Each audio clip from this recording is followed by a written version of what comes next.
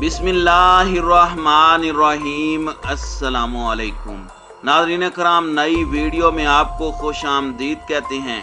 तालिबान तर्जुमान ज़बीहुल्लाह मुजाहिद पर खुदकुश हमला। 8 तालिबान मुजाहिदीन शहीद हो गए। हमला काबुल की मस्जिद के दरवाजे पर किया गया। दाइश की जानिब से मजीद खुदकुश हमलों का ऐलान कर दिया गया है। दूसरी जानिब नंगरहार और दीगर अफगान इलाकों में तालिबान के ऑपरेशन के दौरान सैकड़ों दाइश दहशतगर्द हलाक।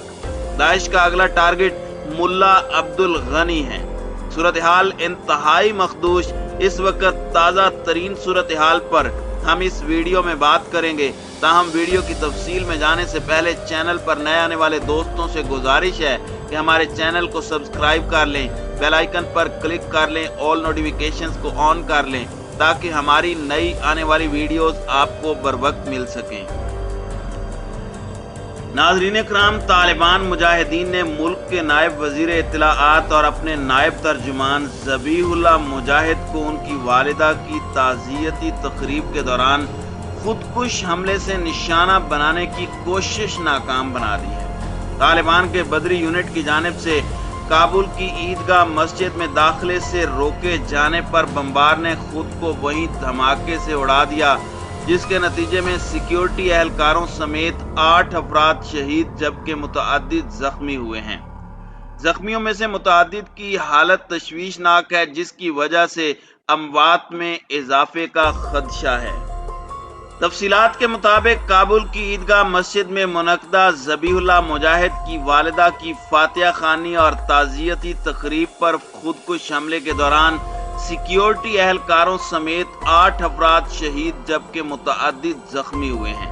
खुदकुश बमबार ने तकरीब के इख्तिताम पर ईदगाह मस्जिद में दाखिले की कोशिश की, ताहम वहां तैनात बदरी यूनिट के एहलकारों की जानिब से रोके जाने पर उसने दरवाजे पर ही खुद को धमाके से उड़ा दिया। बताया गया है कि जख्मियों में अक्सरियत आम शहरियों की है। तमाम जख्मियों को जमहूरियत अस्पताल मुंतकिल किया गया, जहां इंतजामिया ने कई की हालत तशवीशनाक बताई, जिससे अमवात में इजाफे का खदशा है। नाज़रीन कराम, धमाके की जिम्मेदारी अब तक किसी भी गिरोह की जानिब से कबूल नहीं की गई, ताहम इसमें दाइश के मुलव्विस होने की इत्तलाआत सामने आ रही हैं। इक़्तिदार संभालने के बाद तालिबान मुजाहिदीन या उसके किसी सरकर्दा रहनुमा पर यह पहला खुदकुश हमला है।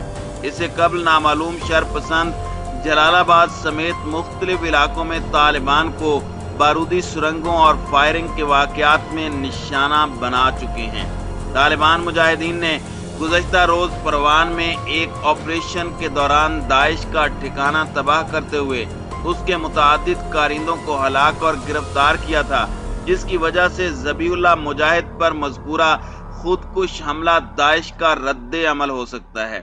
इसके अलावा तालिबान ने अपनी स्पेशल फोर्सेस को भी दाइश के खिलाफ मुल्क गिर क्रैकडाउन के अहकामात जारी किए थे।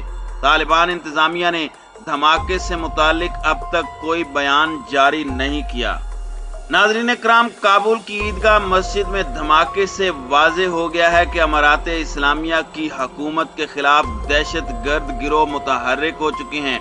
नंगरहार के बाद काबुल की जामे मस्जिद में एतवार के रोज होने वाले खौफनाक धमाके ने अमारात इस्लामिया के इंटेलिजेंस इदारों और सिक्योरिटी हुक्काम को चौकन्ना कर दिया है।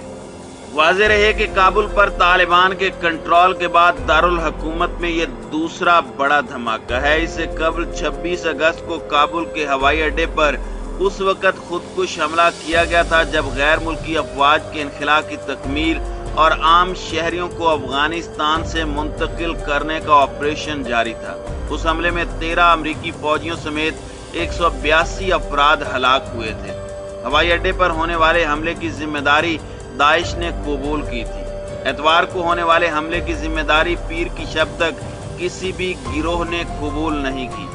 दूसरी जानिब काबुल में इटली के इश्तराक से चलने वाले अस्पताल की गैर सरकारी तंजीम एमरजेंसी ने सोशल मीडिया पर बयान में कहा कि 4 जख्मियों को शोबा हंगामी इमदाद में लाया गया, जिनकी हालत तशवीशनाक बताई गई है।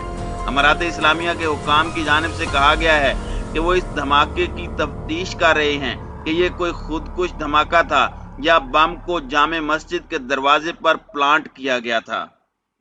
مقامی میڈیا اور اے ایف پی کے مطابق عیدگاہ مسجد میں طالبان کے ترجمان اور عبوری نائب وزیر برائے اطلاعات ذبیح اللہ مجاہد کی والدہ کے انتقال کے بعد تعزیتی اجتماع منعقد کیا گیا تھا۔ ان کی والدہ کا انتقال چند روز قبل ہوا تھا۔ مقامی صحافیوں کا کہنا ہے کہ ایسی خبریں ملی ہیں کہ بم حملے میں امارات اسلامیہ کے رہنما ذبیح اللہ مجاہد کو دیگر سینئر طالبان قیادت کو نشانہ بنانے کی کوشش کی گئی۔ مقامی میڈیا کا کہنا ہے کہ دھماکے کے نتیجے میں شہید ہونے والوں کی تعداد 13 بتائی گئی ہے، جبکہ شدید زخمیوں کی تعداد 50 بتائی گئی ہے، جبکہ مختلف ہسپتالوں میں طبی امداد فراہم کی جا رہی ہے۔ غیر ملکی نامہ نگاروں کا کہنا ہے کہ ابھی تک اس بم دھماکے کی ذمہ داری کسی نے قبول نہیں کی، تاہم 15 اگست کو طالبان کی طرف سے کابل کا کنٹرول حاصل کیے جانے کے بعد سے دہشت گرد گروپ داعش کی طرف سے طالبان کے خلاف اس طرح کے کئی حملے کیے جا چکے ہیں۔ ناظرین اکرام، کئی تجزیہ نگاروں کا کہنا ہے کہ داعش اب امارات اسلامیہ کے خلاف کھل کر کارروائیوں کی حکمت عملی اپنا رہی ہے، کیونکہ طالبان مجاہدین نے کئی مقامات پر داعش کے دہشت گردوں کے خلاف چھاپہ مار کارروائیاں کی ہیں۔ ایسوسی ایٹڈ پریس کے مطابق افغانستان کے مشرقی صوبے ننگرہار میں داعش مضبوط پوزیشن میں ہے۔ یہ گروپ طالبان کو اپنا سخت دشمن سمجھتا ہے اور ان کے خلاف متعدد حملوں کی ذمہ داری قبول کر چکا ہے۔ ان میں 2 ہفتے قبل صوبائی دارالحکومت جلال آباد میں ہونے والے سلسلہ وار بم دھماکے بھی شامل ہیں، جس کے نتیجے میں کم از کم 7 افراد شہید ہوئے تھے۔ غیر جانبدار افغان ذرائع کا کہنا ہے کہ کابل کی عیدگاہ میں دھماکہ داعش کے خلاف امارات اسلامیہ کی کارروائیوں کا رد عمل ہے۔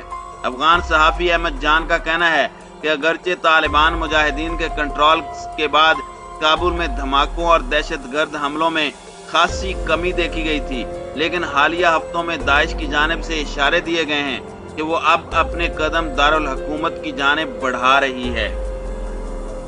ناظرین اکرام، افغان ذرائع ابلاغ کا کہنا ہے کہ کابل کی عیدگاہ مسجد میں دھماکے کے بعد سیکیورٹی ہائی الرٹ کر دی گئی ہے اور ہسپتالوں میں زخمیوں کو طبی امداد کے لیے ایمرجنسی سہولیات فراہم کی جا رہی ہیں۔ دوسری جانب مقامی صحافیوں نے تصدیق کی ہے کہ پروان صوبے میں طالبان کے ایک اسپیشل آپریشن یونٹ نے دہشت گرد گروہ داعش کے خلاف چھاپہ مار کارروائی کی ہے اور کئی دہشت گردوں کو ہلاک اور گرفتار کیا ہے۔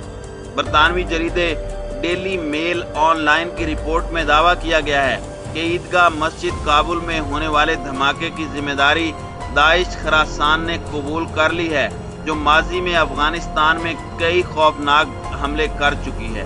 تاہم آزاد ذرائع سے اس رپورٹ کی تصدیق نہیں ہو سکی۔ مقامی صحافیوں کا کہنا ہے کہ دھماکے کے بعد طالبان کی اسپیشل فورسز اور انٹیلیجنس سٹاف کو تمام مساجد اور امام بارگاہوں کی سیکیورٹی سخت بنانے کے احکامات جاری کر دیے گئے ہیں۔ دوسری جانب طالبان حکومت نے ملک بھر میں ہتھیاروں اور بارود کی خرید و فروخت پر تا حکم ثانی پابندی لگا دی ہے۔ افغان میڈیا کے مطابق وزارت دفاع نے ہتھیاروں کے ساتھ ساتھ غیر رجسٹرڈ گاڑیوں کی خریداری اور فروخت پر بھی پابندی عائد کر دی ہے۔ افغان وزارت دفاع کا کہنا ہے کہ کچھ غیر ذمہ دار افراد نے سرکاری دفاتر اور اہلکاروں سے ہتھیار اور گاڑیاں لی تھی، جو کہ اب تک واپس نہیں کی گئی۔ وزارت دفاع کے مطابق پابندی لگانے کا مقصد ان گاڑیوں اور اسلحے کو فروخت ہونے سے روکنا ہے، کیونکہ وہ اسے بیچنے کی کوشش کر رہے ہیں۔ وزارت دفاع کے مطابق تا حکم ثانی ہتھیار اور بغیر کاغذات گاڑیوں کی خرید و فروخت پر پابندی رہے گی۔